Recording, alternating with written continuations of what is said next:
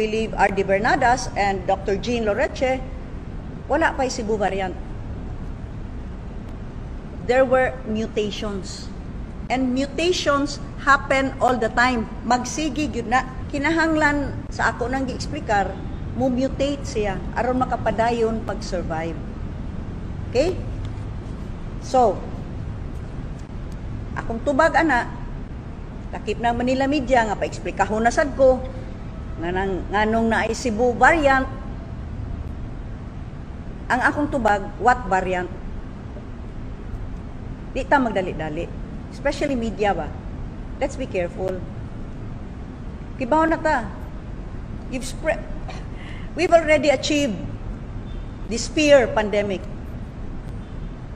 Ikapoy ng mga tao. Ang uban sige gihapon kahadlok. Pwede ba ato usa na klaruhon gyud bitaw? Kung unsa gyud na. Doon na ba'y gikinahanglan nga additional protocols nga maghigpit ba ta ang tubag ni Dr. Jean Loreche, ni R.D. Bernadas? No. Because everything is already in place. Usa na ta katuig ani.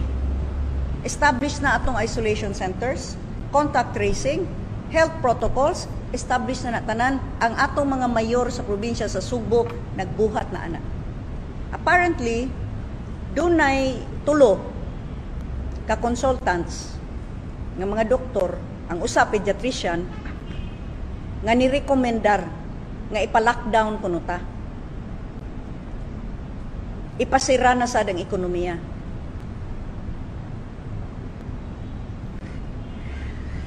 Estudyuhanan pa ang mutations. Wa pa'y klaro variant bagyod, pero ipa-lockdown ta. Balik na sad ta, ipasira ang mga negosyo. Wa na sa mga trabaho. Punan na pod ang pag-antos sa katawhan. Doon na po'y usa, nirekomendar nga di kuno ta pagawason sa Cebu. Kita ragyod. Gidiscriminate na ta. Wa pagali klaro ug unsa ba gyud ni nga mutation. Unsa na malagi inyo pagtanaw namo mga Subuanon? Kahibulungan naman kaayo ng inyong kalaki. Wagay mo kailaw kung sa'yo sitwasyon diri nakaari mo. Kaila mo, kinsa mong tulo mo ka doktor, di talang mong nganlan, pero sunod, hasol-hasol, pagay mo, nganlan tamang tulo. Porque naamo din ha sa malaking lupa, daog-daogon mi ninyo. Excuse me, we're taking good care of ourselves. Thank you. Kamaomi. We're managing. Thank you. In fairness to Secretary Duque, iyang gi-override ang recommendations aning tulo. And agreed because R.D. Bernadas and particularly Dr. Loreche were both fighting for Cebu. And they were really opposing passionately the suggestion of subjecting Cebu to another lockdown. In fairness to Secretary Duque, he sided in our favor. Nadili ta mag-lockdown. Ang hinoon, ayaw in town, may suwaye diri. E di nagyud ko musugot o dili gyud na musugot na ang mga Subuanon nga lisod-lisuron na sad paantuson pagdugang kay nagantus naman na ron.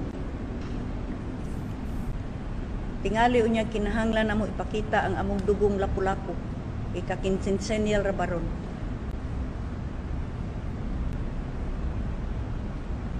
It is really strange though nga nikalit man lang ni gawas. And these consultants suggesting i-lockdown ta. After I made the pronouncement that Cebu province will now open its doors to domestic tourism, including those coming from Metro Manila. By the way, tuod, mangutana ta, kani ilang gisuggest nga lockdown, unsa sad kay resulta sa mga gipa-testing, gipa-genome sequencing nga mga samples gikan didto sa mga syudad sa Metro Manila nga tag-as kaayo pug cases. Wa man. Pero di na lang ko ana. Di na lang ko ana. Magsukit-sukit kay supposed to be, di ba? If you are people of science, na amoy conclusion, you only reach that once you have a control to compare against your experiment. Di ba? Kaniyan to, duha ka petri dishes, atong tanawon, kaning staphylococcus nga bakterya, gusto rin mo tanawon in a certain medium, kung mudako ba na siya, nagyod kay control, petri dish, na kay eksperimentuhan. Di ba? Na kay comparison. Kini, diritsoon lang tag-ingon i-lockdown ta. Ang Mountain Province, per 100,000 population, ang ilang new cases is 778, but that's an average of 503.3 kada 100,000. Ikapila ang Cebu, ika-22 gikan sa top in terms of 100,000. Kaduha Cebu City, 478.3. Ikatulo Kalinga, 428.3. Baguio City, 421.6. Benguet, 248.1. And yet, kaning Cebu City, nisaka lagi positive kay gitesting naman lang po hapitanan. Balik-baliko na nako sa province, ang DOH protocol katurang na symptoms. Pero karon testingan na may noon tanan. Siyempre, magsigikag test, di ba, nistorya na ko ninyo? WHO Information Notice, WHO Guidance, Diagnostic Testing for SARS-CoV-2 states that careful interpretation of weak positive results is needed. The cycle threshold needed to detect virus is inversely proportional to the patient's viral load. The higher the cycle threshold, the more likely it is to detect the lower viral load. And so, ingon WHO, where test results do not correspond with the clinical presentation, a new specimen should be taken and retested using the same or different nucleic acid test technology. And in fact, we have agreed with Dr. Bernadas sa province kaning mga asymptomatic atong i-test usab kay sa may usabot ana where test results do not correspond with the clinical presentation. So, gitest ka, positive ka, ingnon ka, nasakit lagi ka. Nga bisag unsaon gyud nimo og sikma, wa magyud kay sipon. Bisag unsaon nimo pangagho, di magyud ka maubo. Unya mahutda na lang ka dinhag hininga kay sige kag utong aron mo init, wa magyud kay temperature. Unya ingnon magyud ka sakit lagi ka, nasakit lagi ka. So, in all likelihood, taas kaayo ang cycle threshold. Nakadetect og mga viral load, genetic material nga not even the virus, the SARS-CoV-2 itself. So, kung asymptomatic ang tao, kinahanglan kung weak positive ang resulta ha, unya nagtanaw ka, wa gyoy symptoms ang tao, kinahanglan, according to WHO, wala, dili ako nagsulti ani. Kinahanglan, a new specimen should be taken and retested using the same or i-test ko og lain. Nganuman, kay dili man pareha og cycle threshold ang mga RT-PCR machines din na ay mubo, na itaas. Mao siguro nga na ingon ang Sunstar, 2 Cebu City cluster clinics, record spike in COVID-19 positivity rate. Kay bawra ba ko pilay cycle threshold ani nga mga clinics? 45. Ang cycle threshold sa molecular lab, 30. Go figure. So, ako lang, ay mo pagpataka dihag pang-rekomendar og lockdown sa yunan lang mo no. Wa man gali mo mang-rekomendar og lockdown diri sa mga Metro Manila cities nga tag-as pud kaayo. Ang mga cases ug ang mga positive cases. I wonder why. Is it because i-announce man ko nga Cebu is open for domestic tourism now?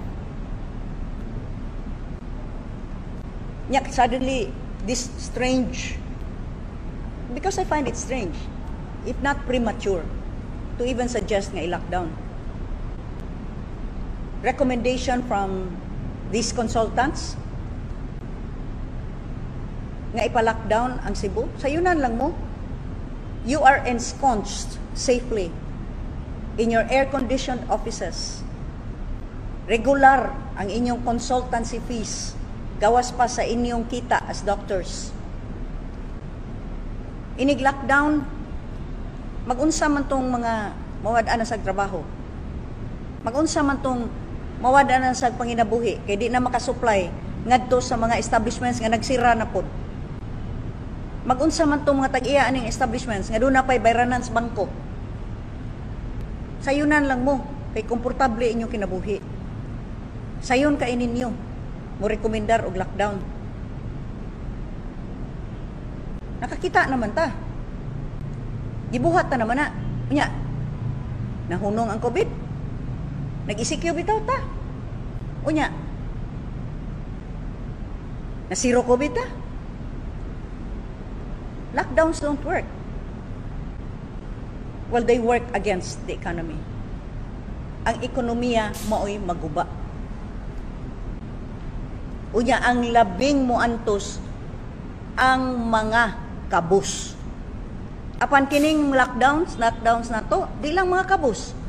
Apil in town, ang middle income, lakip na niya to sa mga higher levels. Nga naman, kung doon na mo yung mga negosyo niya nasira, wala na revenue.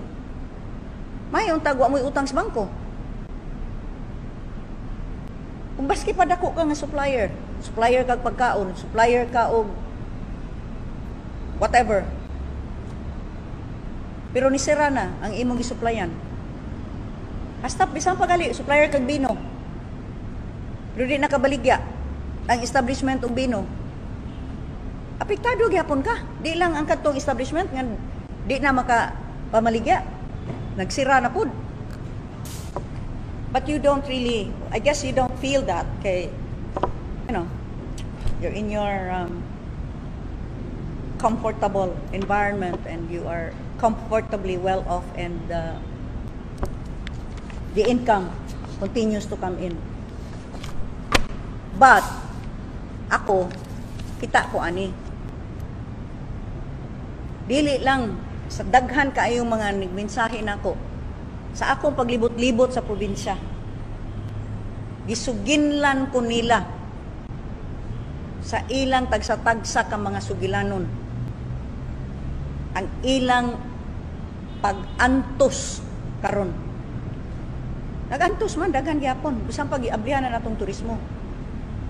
Even now as I speak, naay mga resorts nga ipamaligya na.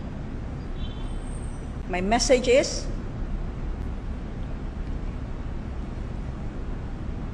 don't mess with us.